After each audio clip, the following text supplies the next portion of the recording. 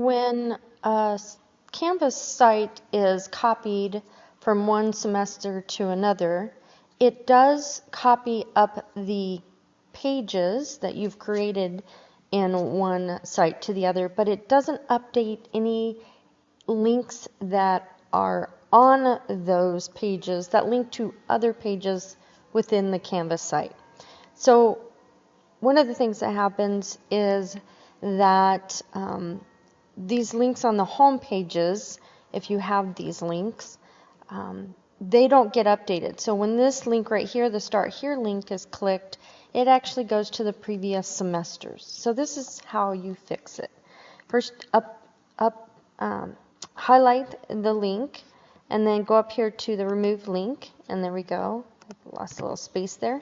And then you're just going to highlight it again, and instead of using the link to URL, you can go over here and go to Pages, open that up, and you'll see all the pages that are here in this Canvas site. And here's the Start Here page in this site. So this is not the one from the previous semester. This is the one that was copied up. So if I click there, you can see it adds the link back there, and then I just save it and it will work.